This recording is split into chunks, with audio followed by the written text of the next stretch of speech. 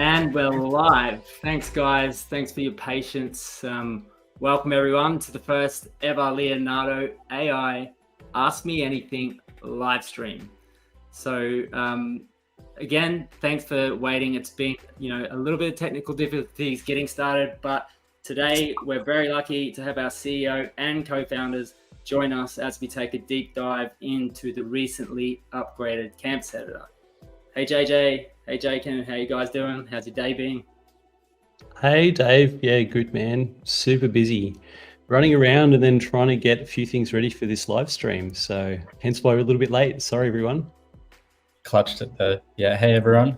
Super excited to be here. Thanks for joining. Keen to dive in. Awesome.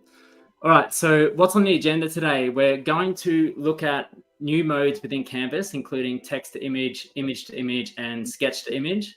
We're going to show you the Inpaint and Outpaint functionality. And we'll also touch on Alchemy, Prompt Magic, and more fine-tuned models that are now available. Then we're going to kick off the Ask Me Anything. So make sure you've got your questions ready. We've got a couple of questions that have been pumped through the Discord already, so we'll get to them. And if you stick around to the end, we also have a special announcement. So, JJ, do you want to, take over? And Yeah. Sounds good. Can we get that? We'll get this video up. So I've put together a bit of a video that sort of runs through a whole bunch of the different Canvas features. Hopefully, I think I've covered all of them, so we can sort of play through that, talk about it. Anything that we miss, feel free to ask at the end. So let's get into it. So I guess the first thing to sort of talk about is obviously we've got these 4 new modes for the Canvas editor: text, image, Inpaint, Outpaint. Well, that was already there. Image to image and sketch to image. And so, they all allow you to do various different things. Text to image is obviously, what you guys already do in the image generation section of the platform, except you can actually do that now on the canvas. So you can create in the canvas and then you can go and edit straight there without needing to sort of jump between the 2 sections. Inpaint, Outpaint, that's what you may have already used before if you've used the canvas, but we've extended upon it to make it more powerful. Image to image, that's the same as essentially in the AI generation section, except you can now do it on canvas. And then sketch to image is really fun. That's where you can actually draw directly onto the canvas itself and then turn your sketch into something that's consistent with what you have there. So what we'll start with is actually generating a scene that we can basically work from on the canvas. And notably as well, we've now got support for all fine-tuned models within the canvas. And so that's for the text image feature, but also for inpainting and outpainting. And so we're starting off by generating something using Alchemy and Prompt Magic v3. So I've got a scene using the 3D animated fine-tune. And so this is actually from a prompt that I was playing with and posted the other night to the Facebook group. Fun scene. And so we pick an image here where actually you can see, if you look closely, that the face of the character is not really well detailed. So this is a great, first example of one of the things you can do with the canvas. We can mask her face in order to improve upon it, but actually as well, we've added a feature called render density, and essentially what that does is it allows you to focus on a smaller region of the scene, which actually gets upscaled and then inpainted and then resized back down to fit your image. So essentially what that allows for is higher fidelity inpainting for smaller regions within the image. So here you can see we've bumped up the render density to like 2.5, masked out the face. And notably, we also have an Inpaint strength slider here as well. And what the Inpaint strength slider actually does is it dictates to the model how much attention to pay to what's already there in the image. So 0.7, it's looking at the image somewhat. When you're actually at an Inpaint strength of 1, you're actually basically ignoring what's under the mask entirely. So when you inpaint with an Inpaint strength of 1, it doesn't really look at what's under the mask. It looks at what else is in the image, and it will try to create something fresh that matches your prompt and fits in with what else is there. But so using 0.7, so it is looking a little bit at what's underneath that mask. So we prompt for a female adventurer with that higher render density. You can see it's sort of improved upon the details of the face, added a little bit more to it, and so that's cool. So I think at this point, I'll just sort of demonstrate what happens if you actually bump up that Inpaint strength to 1. So in doing that, we'd actually expect to see a greater change rather than something that's more reflective of what's already there. So we pump it up to 1. We're now expecting to see the female adventurer's head change a lot more. So as you can see, hair color's changed. It still matches the rest of the body because, again, it's still looking at the rest of the rest of what's in that context box, but it changes more so. And so here we've bumped up the render density even further, and we're getting an even more detailed face on the character. And so I think that's, one thing that a lot of people ask is how do we sort of fix some of these? It can be a couple of things, like especially if you have small, fine details in images like faces, and this is quite a large image and that face is quite small, you might not get the detail that you're looking for. So this is a great way of adding that. Another thing it could really be useful for as well is if you're trying to finesse a certain element of a scene. It doesn't have to be a face, it could be any sort of aspect of the scene. That becomes super useful. Another way, so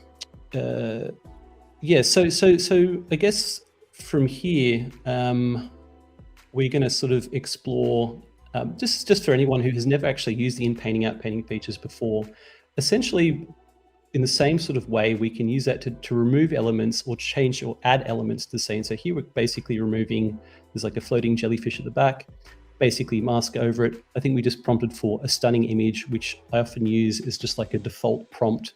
It tends to work quite well when you're in painting if you don't want to actually specify something in particular. So if you want to remove something, it can be very useful. That's helpful. That's a really great tip. Yeah. So there's a lot. I'm sort of trying to run through. There's so many that I've just sort of realized as I'm talking through this, it's very information dense. So maybe I can take a minute and pause and see if you guys have any questions, like Jakin and David, before I keep going. Yeah. Well, any thoughts I had a question, maybe not as related to the canvas, but what's up with this jellyfish theme? Where did it come from? Yeah, it's a good question. I think, I don't know who it was who posted the first jellyfish on the Facebook group, but that kind of just set off a whole stream of everyone riffing on jellyfish. I think because they just look awesome. Like, and I think with Prompt Magic V3 and Alchemy, they're just a great motif to riff on, right? And so I mean, how did you prompt for like this particular image here? This one, I think I posted the prompt on the Facebook. I'll get up the actual prompt as to what it was. It was a vibrant cinematic photo of a female adventurer exploring an alien jungle, strange plants, colorful Rick and Morty style, floating jellyfish, mushrooms, fungi, cordyceps, giant Venus flytrap, octane render, and high quality. So there's a whole bunch of stuff. I just kept adding to it until I was like, yeah, that's a cool, like, It's pretty accurate, right? Yeah. I mean, it's like, that's the thing, using, because with Prompt Magic V3 and we've got that sort of the prompt adherence is just kind of off the charts. So yeah, it's pretty awesome to play with. Okay, so from here, I think, so again, with Inpaint strength of 1, we have more flexibility around adding elements to the scene. So, as here, so we're trying to add like an alien slug, and it's done a pretty good job of that. But what you might find is when you're trying to add new elements to a scene, you might actually find it's more effective to focus the context box on the zone that you're trying to add the element, because it's almost like you don't want to give the model an out. Like if you think about it, if you have a larger context box and you're asking for a giant alien slug, it might think that something that's already in that scene kind of represents that alien slug, and it won't want to add it to the scene. So if you want to try and add something that's not there, it can be quite effective to, for example, turn up the render density, focus the context box on an area like I'm doing here, and sort of ask for that alien slug. And in doing so, you're more likely to get what you're looking for. And remember that input strength needs to be on 1 if you really want to add something that has no relevance to what's already there. And so, here we go. pretty weird looking green creature. And sometimes when you do this, you might find it has a bit of a photo bashed look, like it doesn't quite fit the scene. But what you can actually do is mask over it again, and then reprompt again with an Inpaint strength a little bit lower. And what that's actually doing is looking at the creature that we've just added. It's taking sort of reference from the underlying color and form, and then we're running it back through again and giving it an opportunity. So notice I increase the size of the context box, giving it a bit of an opportunity to kind of try and make it mesh better with the context that it's looking at now. And so, in doing that, hopefully, the idea is that you get a more coherent addition to the scene. I think, we kind of get that here. It kind of sits a little bit better. The lighting is a little bit more accurate. Yeah. So now we have a weird, mouthless, armless blob with eyes. That's cool. I think it looks pretty cool. Yeah. From there, we can explore sketch to image. So this is sort of where we can actually, rather than trying to just mask and hope that the model understands what we're looking for when we prompt for it, we can actually help it along a bit more. We can actually go and draw directly onto the image to try and steer it, far more so in the direction that we want it to go. So we're giving it essentially color and form, and using that to drive the generation. And so the way that the sketch tool works essentially is we draw onto the image, and if you have the automatic masking toggle on, what that's actually doing is it's automatically masking that region. And there's like a buffer zone around where you've drawn that gets masked. And then essentially the idea is that, that gives it some leeway to modify or to sort of Inpaint based on that reference underlying color and form. And I think here I wasn't too happy with that dark green color that I put underneath. It can be helpful sometimes to give it a bit of color variation, to give it a little bit more sort of effectively noise to riff on. So I think I'll run this again, and hopefully I think that what we got out of it looked pretty decent. And choosing the right color and context with the generators. And so what I did for that is if you pick the pen tool, there's actually an eyedropper, so you can go and eyedrop on the little blob guy and get the color, and you can draw the arm. And yeah, so we've got his little, it kind of looks a bit claymation-y, arm going on, and we're like, okay, cool, let's give him a weird little dude mouth. Again, same idea. We draw on mouth. I think I picked one of the pinky colors that was from one of the mushrooms.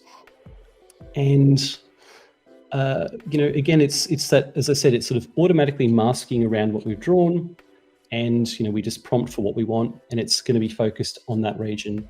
And cool, nice. We get a cool little mouth on the dude, and so you can sort of see how it's super powerful in terms of being able to start with, I guess, a single a scene generation, and then add and build on top of that, and really steer it in the direction that you want to go. So I think it's super fun. Yeah, and awesome. I think I just a little bit more of the sketch stuff, just sort of showing if we want to add something else. I think here we're sort of just drawing a red flower. Same idea applies, and I'm just adding a bit of color variation to give the model a bit of opportunity to come up with something a bit varied, because I think if you do a big solid block of color, it can sometimes struggle. It might give you something that doesn't have a great amount of detail. So it can help to kind of just throw a few colors in the mix when you're trying to add something new like that. And do you find that if you use like a more flat color, but then increase the render density, can you still get some detail out of it? Or no, it's more that I think that if you use a solid block of color, that you don't really see it doesn't have enough shadow kind of detail, because there's not enough variance in the underlying color. So although when you go and inpaint it, it adds noise, I think it just doesn't, there's not enough there for it. There's not enough meat for it to kind of come up with detail, essentially is the problem. Right. Yeah. Makes sense. Yeah. So I've actually, I've got a comment here from the YouTube chat. It's not really a question, it's more something that'd be interesting to find out from you, JJ. Daniel Lee says JJ has that drive an Aston Martin Riz. Is that accurate? I don't drive an Aston Martin. What's Riz like vibe or like? So I think Dave can answer that one. He seems to have a bit of it. I don't know. Is it the fro? Is it? So according to Google, Riz is a slang term for skill in charming and seducing a potential romantic partner, especially through verbal communication. I'll take that as a compliment. Yeah, cool. Okay, so where are we going from here? So I think, right, so this is just sort of, I think I just wanted to explain again how the masking works. And basically, if you have automatic masking on, again, the way it works is you draw on the scene, and it essentially, you can, it essentially has like a default level to which it's expanding the mask on top of what you've drawn. If you click override defaults, you can actually change how that mask works, how much it actually expands from what you've drawn onto the scene. So it can give you some flexibility depending on what you're trying to do. You can also adjust how much the model pays attention to what you've drawn to by adjusting the input strength. So both those are available by turning on override defaults. So yeah, super powerful sketch to image, that feature. Yeah, and I think it's something that we'll be iterating on for a long time to come, but love to see what you guys can do with it. And I think having some of these sorts of explanations around how it works are probably really important for people to get the most out of it, because it is kind of complicated to get your head around the best way to utilize it. We're trying to think of ways to make it simpler, but I think right now it's the simplest we could come up with to date. So hopefully this is sort of disambiguated it for some people. I think here I'm just going to sort of show, if we want to draw a mushroom hat on the Explorer, we can do that as well. And yeah, so super fun. Could just keep going for hours there. Yeah, you can get lost. Like it just, I think I moved something around there. Yeah, it's a rabbit hole, right? Mm. Yeah, but I mean that's like Gen AI in general, right? Like spend hours just generating cool content too. So whether or not in the canvas. That's how we got into this, right? Yeah, exactly. Yeah, just way too many hours, like just from using Disco Diffusion and waiting 25 minutes for render. And I'm like, yes, look at it. It looks awesome. Like, yeah. It's always a surprise, isn't it? Yeah. I was like, did it work? Now you get to wait 10, 20 seconds. How good's that? So I think, one other thing to talk about, a lot of people have already used this, but for anyone who hasn't, outpainting. So this is kind of how the unzooming feature works on the platform as well. If you want to use outpainting, we actually have a toggle there called Outpaint. You're best turning that on. If you don't turn it on, it'll still work, but it might be a little bit unreliable. So here, one thing that I do sometimes is prompt a stunning image just to outpaint. It doesn't always work very well. I think in this example, it didn't. So sometimes you're better off, prompting more about what you actually are trying to extend. I think I write something like an incredible alien forest, and we go around extending the image in all directions. So yeah, we actually have a pretty cool unzoom update coming sometime in the next next week or two, which actually allow you to set set the unzoom amount and sort of visualize what that will do with your original image. And so that'll actually be not on the canvas itself, but mediated through like the AI generation section and also in the feed. And after that, I think we're going to update that further from there to sort of allow for actual reframing of images really easily, so you can actually start with your image, place it wherever you want, and sort of scale it accordingly. So I think that's a cool little feature that's coming. Yeah, and as you can see, we can extend the image in any direction and just keep going, and create a pretty cool little alien landscape. Yeah. Yeah, it's never ending, is it? You can create a whole world. Yeah, I really like that guy. Like that kind of looks like a little with glowing eyes. Like it's pretty cool. I really like this 3D animation style model. It's super. It's really satisfying. Yeah. Yeah, so I think the last feature to talk about on the canvas for now is the image to image part. So I think I say that because I'm like, that's cool. Yeah, so image to image. I think I already spoke about it. You can pick any of the fine tunes on Canvas now. But so with image to image, that basically takes what's underneath the context box and turns it into, something different based on your text prompt and based on your chosen model, and also the input strength that you've selected. So it's a little bit like sketch to image, except for the fact that sketch to image really only acts on what you've sketched onto the image. It masks that area and changes only that. Image to image changes everything inside the context box. So it doesn't look at any masks or anything. So I think I drew a very poor tomato, which will eventually be finished. Sorry? Thought it was a frisbee. A frisbee, yeah. This is my there we go, rounded it out. We're going to get a little green leaf on the top. And I don't know why I was doing this so slowly. But eventually probably I draw on the phone calling you. Yeah. You're like, hey, the stream's about to start. Where's the video, man? So here we go. So there we go. A stunning image of a tomato. Cool. And at some point, we go. I'm changing the render density so we get a nicer image. So you like to use a stunning image quite a lot. Yeah, I don't know. It's just like a thing that works for you. Look, with Prompt Magic V3, you actually don't need to use it anymore. But I always found that using like a masterpiece image, a stunning image, or I don't know, that kind of thing, tended to get better outputs from SD 1.5 based models. So it's just a thing that because I think if you just write an image of a tomato, it probably give you something a bit more photoreal, and I wanted a little bit more stylized. So, here's my, poor excuse for a tomato. But again, the idea is that anything inside the context box gets transformed when you use image to image. Mm-hmm. And I think we run, one or two more examples up here. But basically, I think that's the canvas run through.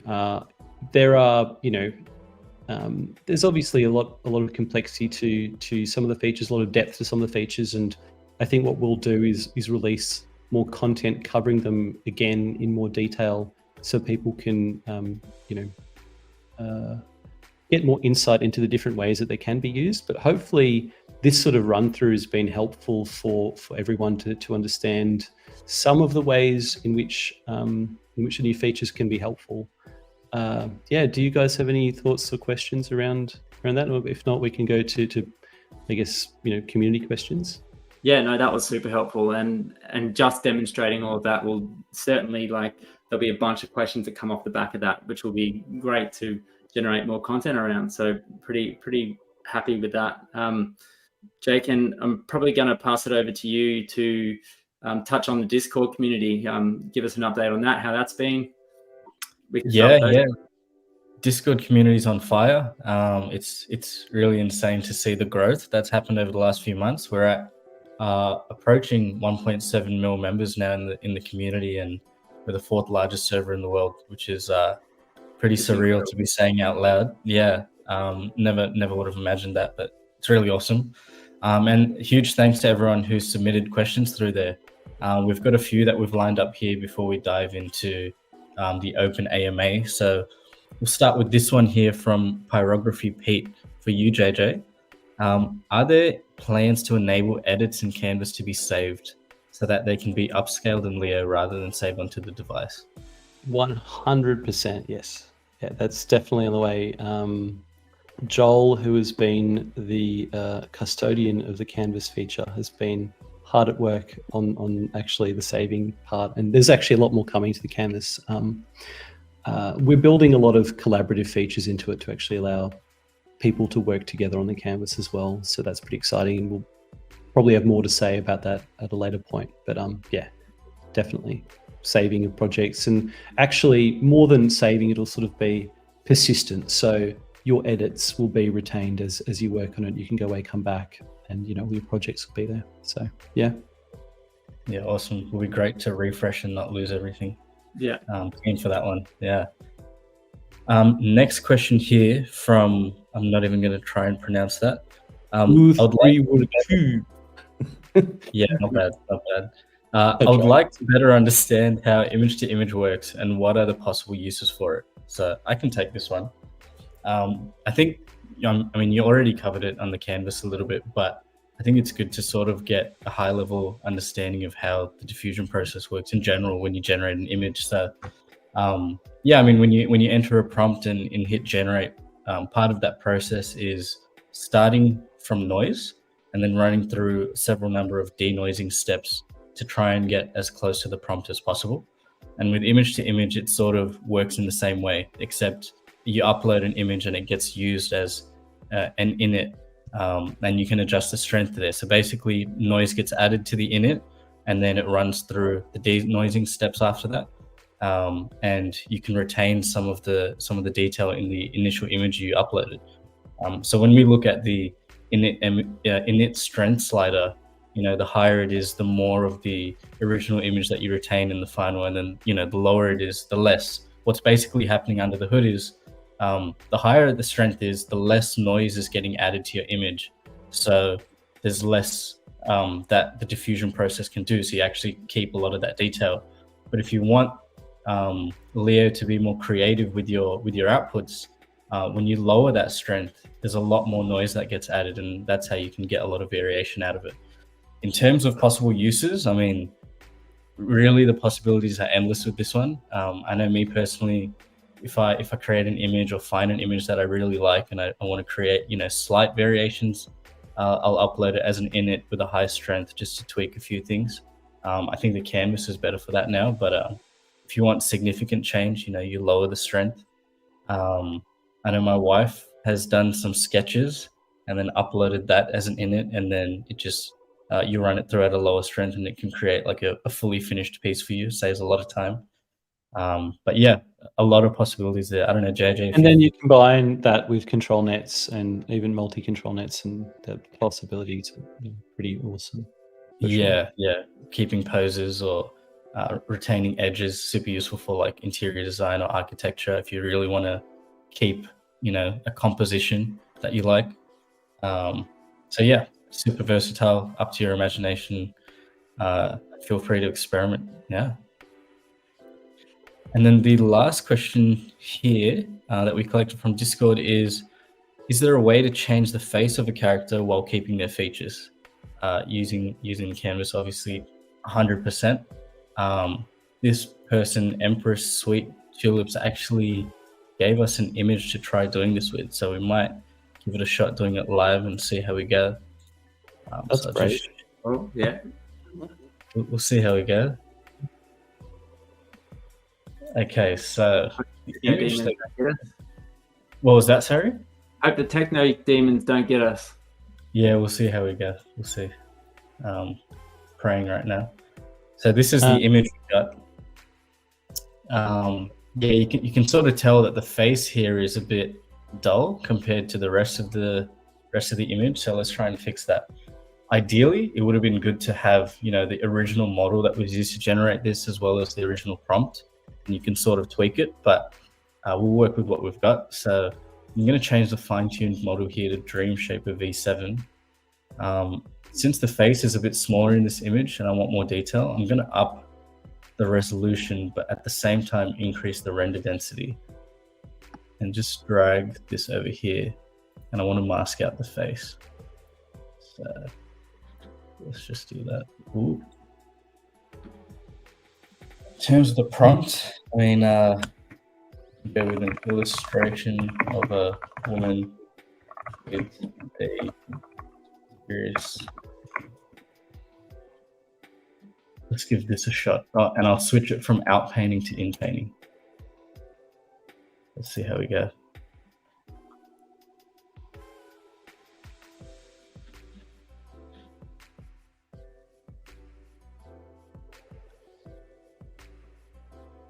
Some really great questions coming through. I'm just starring some of them now. Oh, Yeah. All right, here we go. It's got 4 options. Ooh, this one's not bad. And there you go. Yeah, it's pretty good. A lot more cohesive. Lighting is better. And I guess the other thing you could have done, if you wanted to retain more of the original, is just adjust that Inpaint strength downwards. Right now it's on 1. Yeah. Yeah. A lot of options, but yeah, it works. The other thing as well, I think you can now use control. We added control.NET support to Canvas as well, so it's another piece you could put in the mix. As you retain some of the edges while changing the texture of the features or something. So there's so many different ways. Yeah, you can even just run it through image to image again and get something. Probably clean it similar. up. Yeah. There's heaps. Yeah. But yeah, super cool. So that's the questions from Discord. I'll hand it back over to you, Dave. Yeah, it seems no like worries. on YouTube. I'm seeing lots of good questions on YouTube. So yeah, go for it though. We're going through pretty quick, so I'm just starring the ones that look like interesting to answer. So the first question was from Robin. It was a question about the plans. Do you need a separate plan for the Actually, I'll show it. Do you need a separate plan for the upgraded Canvas? Is that why I don't have all of these options? I forgot the subscription I'm currently on, but definitely need this. Nope. It's available for every plan. Yeah. Awesome. So you do have these options. Maybe you didn't realize you can click on where it says Inpaint Outpaint and select the different modes. I can quickly. Do you want to pull that up? I can quickly share screen. Yes.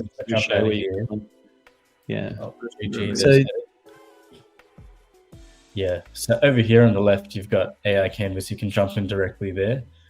That's one way to do it. Or but also not just that, Jake. And I was also saying basically. So go back to the canvas for a second. It was also the fact that on the right hand side you can change modes of the canvas. That. Yeah. So maybe that's a piece that you haven't noticed there. So that's where you. And you got to click on the image, the thumbnail. Yeah. So and then in terms of actually getting to the canvas, it's over here on the left in user tools. Or if you're generating in the regular image generation, you can actually hover over an image and just hit edit in Canvas directly there. A few ways to do it. Glass backgrounds, right, Jakin? Like we're using right now. Yeah, I generated this yesterday. Pretty simple prompt. I got a couple of questions around Alchemy, so I'm going to just show one of them.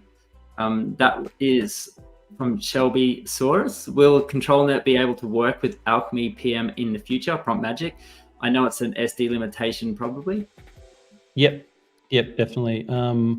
It's on the roadmap.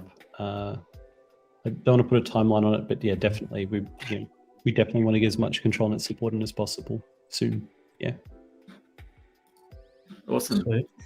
Now, we also want to add actually multi-ControlNet support too. So being able to use multiple ControlNets at the same time plus an image input. So currently you can't do that on platform, but it's coming. Cool. Got another question here from Connect35.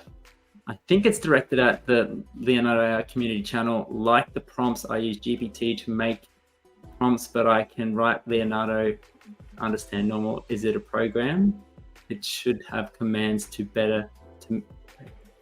okay, a little tricky to understand. I have to reframe that question. I mean, maybe the only thing I'd say is if you're using Prompt Magic v3, you do not need very long prompts to get good outputs. So you can use simpler language than maybe what you've been used to in the past when you've been prompting for image generation. But yeah, I'd say try Prompt Magic v3 with Alchemy. Shorter prompts work great. Awesome. Also on this, I see he mentioned GPT, so I might just bring up how you can. Yeah. So if you're struggling to come up with prompts, I actually use this quite often. On AI image generation, you can head over to prompt generation just here next to image generation. And then if you've got, you know, a basic idea, I don't know, woman in a field of alien jellyfish, you can hit ideate and it'll spit out a bunch of ideas. So really good for riffing off when you're just trying to come up with interesting concepts. You've got a woman stands in a surreal landscape of alien jellyfish, their luminescent tentacles swaying in the wind. Like solid. I reckon pick a nice widescreen 16:9 resolution and run that. We doing it? Yeah, do 1360, 768, I reckon. Yeah, let's try it. All right, V3 prompt magic, 100% alchemy. Yeah. Dynamic, you reckon? Yeah, dynamic. Yeah, I reckon that'd be good. No, yeah, I think 3D animation style. Let's do it. Yeah, go for it. See what you get.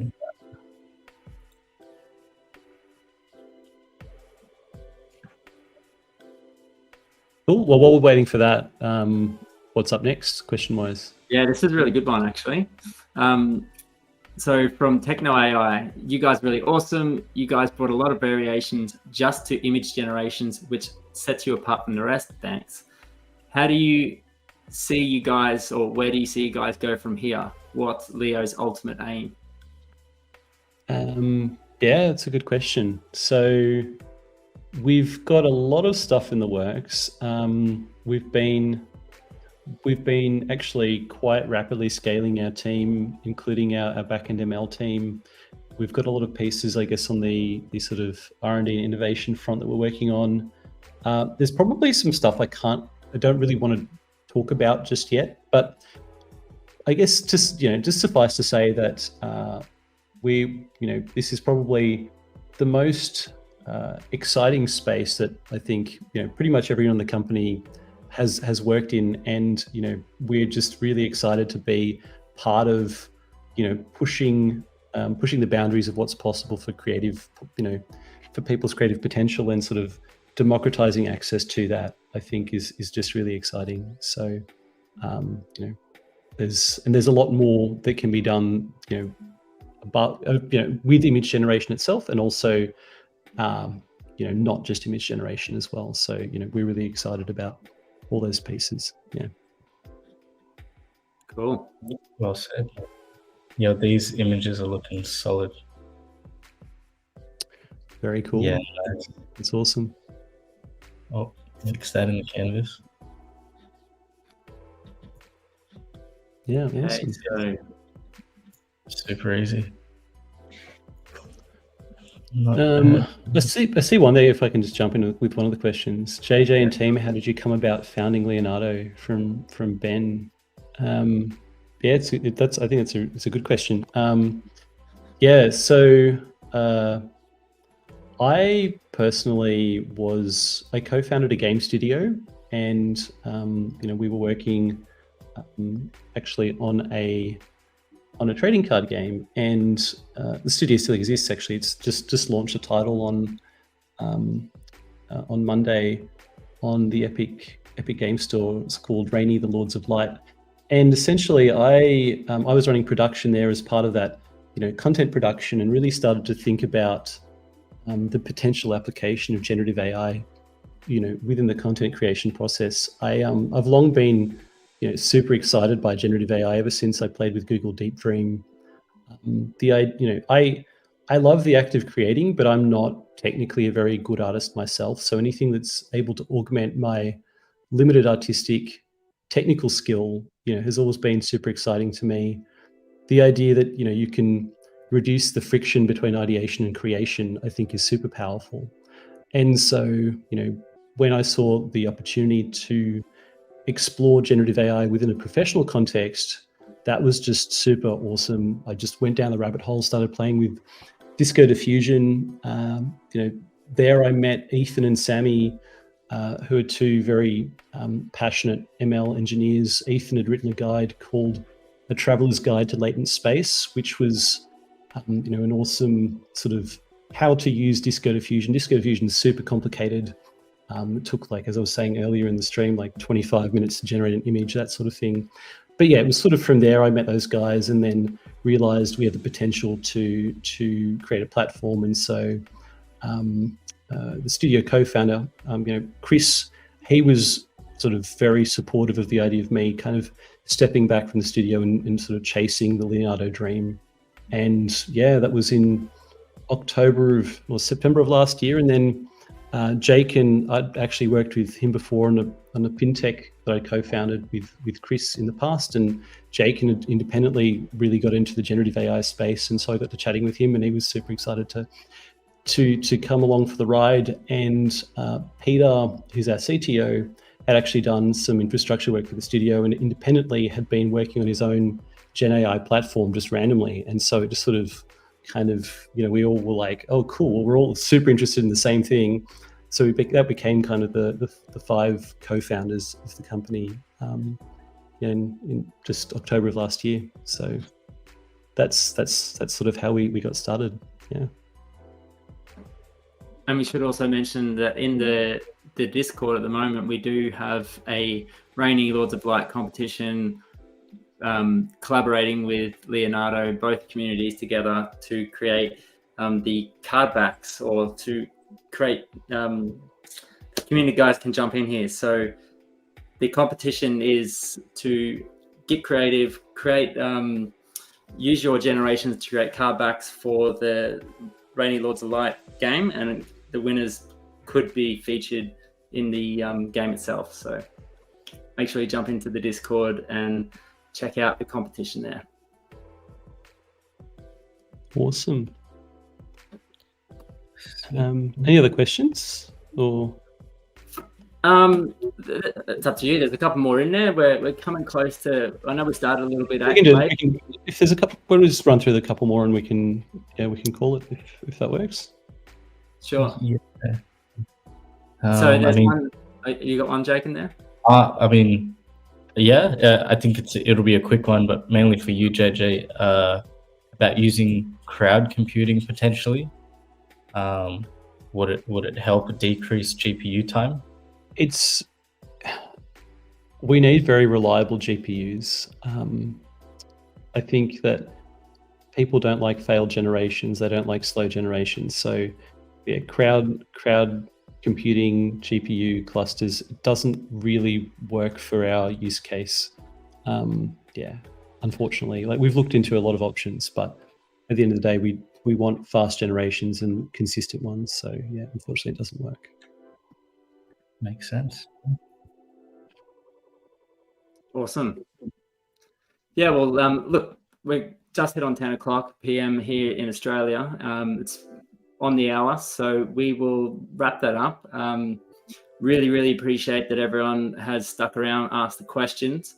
As promised, we mentioned that there would be a special announcement.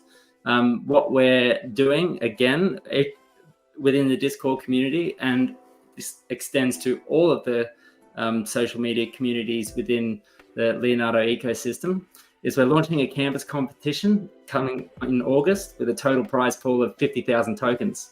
So what we want you to do is get really creative, showcase your image transformation using Canvas and the tricks and tips that you've learned today. The format can be anything. It could be a reel, a TikTok, a YouTube short, or even a tweet thread with a cool GIF. The winners will be judged on both their final creation and their ingenuity in demonstrating the power of Canvas. So stay tuned for the full details of the competition that will be revealed in our Discord community. Jake and JJ, is there anything more you'd like to say before we sign off? It's been awesome, guys. Thanks, JJ, for putting that together. Really appreciate everyone who tuned in and all the support we've had so far. This is a pretty surreal journey for us. Really appreciate the support, and any feedback you have, it's super helpful for us. But yeah, thanks for tuning in. Yeah, thanks everyone. Thanks for all the questions. It's been awesome to connect with you all, and yeah, looking forward to the next one. Awesome. Have a good day. Yeah, have a great